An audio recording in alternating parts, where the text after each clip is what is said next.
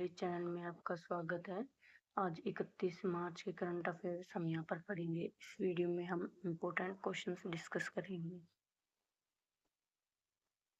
Recently, against which currency the rupee has registered the biggest gain in 6 years in March? हाल ही में किसके मुकाबले रुपए ने मार्च में 6 वर्षों की सबसे बड़ी तेजी दर्ज की है?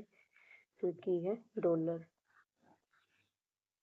डॉलर के मुकाबले भारतीय रुपये में तेजी को दर्ज किया गया है। अब तक मार्च महीने में अमेरिकी मुद्रा की तुलना में रुपया 2% से अधिक की वृद्धि जारी है।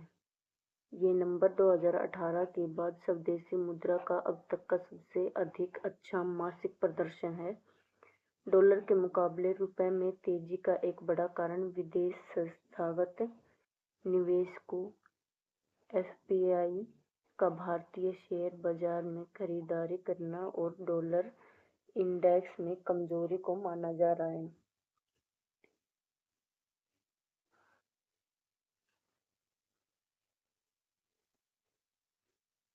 Which candidate open house session was organized by the ministry under the PM Internship Scheme?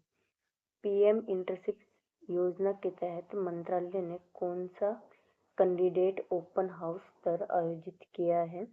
तो ये किया है तीसरा। कोऑपरेटिव मामलों मंत्रालय द्वारा प्रधानमंत्री इंटर्नशिप योजना PMIS के लिए तीसरा कैंडिडेट ओपन हाउस स्तर आयोजित किया गया है, जिसमें 684 प्रतिभागियों ने लाइव भाग लिया है। इसका उद्देश्य उम्मीदवारों को योजना की प्रक्रियाओं और अवसरों के बारे में जानकारी देना था। इस ओपन हाउस में उम्मीदवारों को अपने प्रश्न पहले से ही ऑनलाइन लिंक के माध्यम से भेजने का अवसर दिया गया था। How much amount did BHEL get for a thermal power plant in Chhattisgarh? Chhattisgarh में थर्मल पावर प्लांट के लिए BHEL को कितने रुपए का कॉन्ट्रैक्ट मिला? तो ये मिला 11,800 करोड़ का। सरकारी company Bharat heavy electronic limited BHEL द्वारा शुक्रवार घोषणा की गई कि कंपनी को Chhattisgarh state power generation company से थर्मल पावर प्लांट के लिए 11,800 करोड़ का ऑर्डर मिला है। मीडिया रिपोर्ट के माध्यम से कंपनी ने स्टॉक एक्सचेंज में बताया कि उसे 660 megawatt Korba west super critical thermal power plant के इंजीनियरिंग खरीद और निर्माण पैकेज के लिए लेटर ऑफ इंटेंट प्राप्त हुआ है। Cabinet approved A scheme of how many rupee for the purpose of promoting electronic products. Cabinet ने इलेक्ट्रॉनिक उत्पादों को बढ़ावा देने के उद्देश्य से कितने रुपए की योजना को मंजूरी दी है? तो ये दी गई है 22,919 करोड़। केंद्र सरकार ने शुक्रवार को भारत की इलेक्ट्रॉनिक्स आपूर्ति श्रृंखला को आत्मनिर्भर बनाने के लिए 22,919 करोड़ रुपए की इलेक्ट्रॉनिक कंपोनेंट मैन्युफैक्चरिंग योजना को मंजूरी दे दी है। इस योजना का उद्देश्य देश में एक मजबूत इकोसिस्टम तैयार करना है, जिसके माध्यम से घरेलू और वैश्विक स्तर पर बड़े निवेश को आकर्षित किया जा सके। रिपोर्ट के अनुसार इस योजना के तहत 59,350 करोड़ रुपए का निवेश आकर्षित होने की उम्मीद है, जिसमें 456,500 करोड़ रुपए मूल्य के उत्पादों का उत्पादन होगा। अलावा ये योजना प्रत्यक्ष रूप से बड़ी संख्या में रोजगार के अवसर को भी सर्जन करेगी। Recently, where has the approval of 6,282 crore been given for Kosi Mechi link project? हाल ही में कहां पर कोसी मेची लिंक परियोजना के लिए 6,282 करोड़ रुपए की मंजूरी मिली है? तो ये मिली है बिहार में।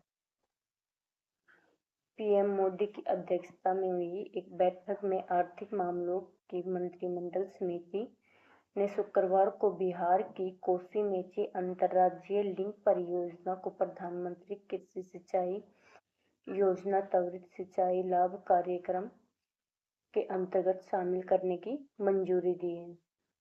सीईए ने इस परियोजना की अनुमानित लागत 6,282.32 करोड़ रुपए लगाई है, जिसमें मार्च 2029 तक पूरा करने के लिए बिहार को 3,652.56 करोड़ रुपए की केंद्रीय सहायता की स्वीकृति भी दी गई है। How much has the increase in foreign exchange reserves in India increased for $4.5 billion। Bharat में विदेशी मुद्रा भंडार में बढ़ोतरी 4 अरब डॉलर से बढ़कर कितनी हो गई है? तो ये हो गई है 658.8 अरब। भारतीय रिजर्व बैंक द्वारा शुक्रवार को जारी आंकड़ों के अनुसार भारत का विदेशी मुद्रा भंडार 4.5 अरब डॉलर से बढ़कर 4 महीने के उच्चतम स्तर 658.8 अरब डॉलर पर पहुंच गया है। आरबीआई के अनुसार वर्तमान में फॉरेन करेंसी एसेट 1.6 अरब डॉलर गिरकर 558.86 अरब डॉलर हो गया है। Where is the 6th edition of BIMSTEC Summit being held? BIMSTEC शिखर सम्मेलन का 6वां संस्करण कहाँ आयोजित किया गया है? तो ये आयोजित किया गया है थाईलैंड में। बिम्स्टेक शिखर सम्मेलन के 6वें संस्करण में शामिल होने के लिए प्रधानमंत्री नरेंद्र मोदी 3 अप्रैल 2025 से थाईलैंड के बैंकॉक की 2 दिवसीय यात्रा पर रहेंगे। पीएम मोदी की यात्रा थाईलैंड के प्रधानमंत्री पेंटाटन सिनावात्रा ने निमंत्रण पर होगी। रिपोर्ट के अनुसार पीएम मोदी की थाईलैंड की तीसरी यात्रा है, जिसमें बिम्स्टेक नेताओं से सहयोग बढ़ाने के उपायों पर चर्चा करने की उम्मीद भी है। How much prize money will the FIFA club world cup 2025 winner gate?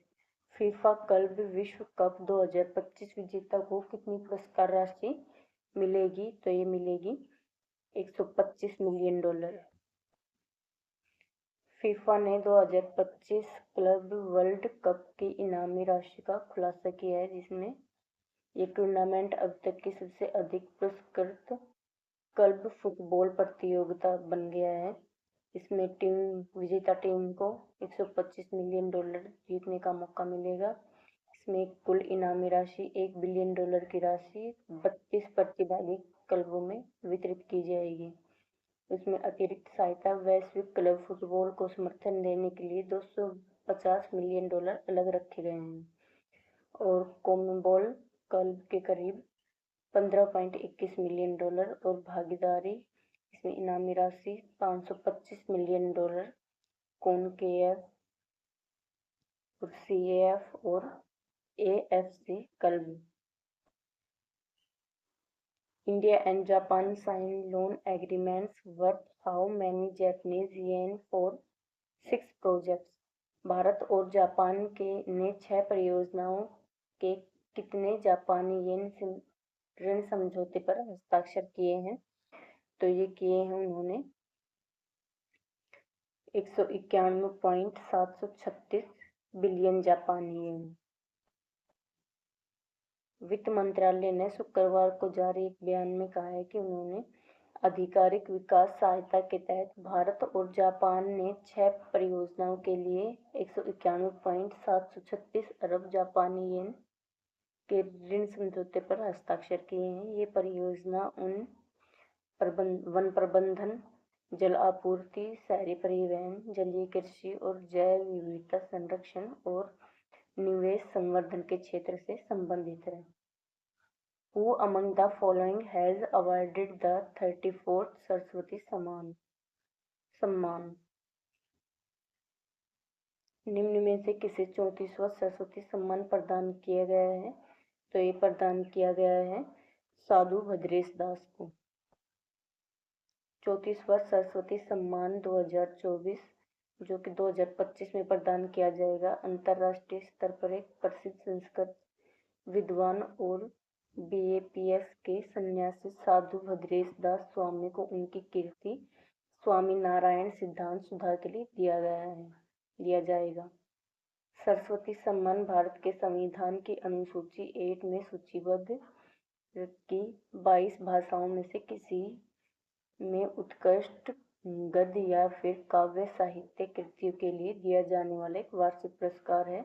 इसका नाम सिंधु देवी सरस्वती के नाम पर रखा गया है। Which edition of Indra's 2025 naval exercise between India and Russia started in Chennai? Bharat और रूस के बीच इंद्र 2025 नौसैनिक अभ्यास के कौन से संस्करण को चेन्नई में शुरू किया गया है? तो ये शुरू किया गया है 14वें संस्करण को। भारत और रूस ने समुद्री द्विपक्षीय अभ्यास का 14वां संस्करण आयोजित किया है। इसका नाम है इंद्र और इसको आयोजित कर रहे हैं भारतीय नौसेना और रूसी नौसेना। इसकी तारीख है, डेट है 28 मार्च से 2 अप्रैल और ये कहाँ पर होगा? ये चेन्नई, बंदरगाह चरण और बंगाल की खाड़ी समुद्री चरण। बंदरगाह चरण 28 से 30 मार्च। ये SMEE जहाज का दौरा, खेल कार्यक्रम, प्री सेल ब्रीफिंग। समुद्री चरण 31 मार्च से 2 अप्रैल। ये नौसेना अभ्यास, लाइव हथियार firing, anti air operation, helicopter cross deck landing. भारतीय नौसेना संपत्ति INS Rana, INS Kuthar, P-8I समुद्री गश्ती विमान। और रूसी नौसेना संपत्ति RFS पेचंगा और RFS रेजकी, RFS अल्दार तिजेझापोव। इसका उद्देश्य क्या है? नौसेना की अंतर संचालित क्षमता और राजनयिक संबंध और क्षेत्रीय सुरक्षा को मजबूत करना। Recently, with which state government has MOU been signed for 400 MW Sally and 120 MW Meyer hydropower project to be set up in Lahaul Spiti district? हाल ही में किस राज्य सरकार के साथ जिला लाहौल स्पीति में स्थापित होने वाली 400 मेगावाट सैली और 120 मेगावाट मियार जल विद्युत परियोजना के लिए समझौता ज्ञापन हस्ताक्षरित किए गए हैं तेलंगाना के साथ।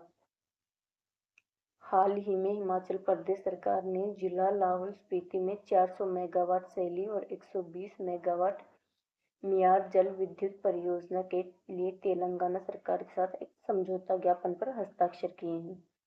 इस परियोजना की अनुमति लागत है 6200 करोड़ रुपए और इन समझौतों पर प्रधान सचिव और राज्य सरकार के वरिष्ठ अधिकारियों ने हस्ताक्षर किए हैं। ये समझौता अंतर्राज्यीय सहयोग का एक उदाहरण है जो नवीकरणीय ऊर्जा के क्षेत्र में सहयोग को बढ़ावा देता है। समझौता ज्ञापन पर हस्ताक्षर 29 मार्च को किए गए हैं। ये मार्च मंथ के कुछ इम्पोर्टेंट डे है। 1 मार्च zero discrimination day, world civil defence day, world. और 3 मार्च को है world wild day, world hearing day. 4 मार्च को नेशनल सेफ्टी डे, 8 मार्च को इंटरनेशनल वुमेन्स डे, 10 मार्च को CIF रेजिंग डे और 13 मार्च को नो स्मोकिंग डे, 14 को EI day, international day of action for reverse और 15 मार्च को वर्ल्ड कस्टमर राइट्स डे, 16 मार्च को नेशनल वैक्सीनेशन डे, 18 मार्च को ऑर्डिनेंस फैक्ट्रीज डे, 20 मार्च को international day of happiness, world sparrow day, 21 मार्च को world forestry day, world down syndrome day, world poetry day, 22 मार्च को world water day, 23 मार्च को world meteorological day, 24 मार्च को world tuberculosis day और 27 मार्च को world theatre day.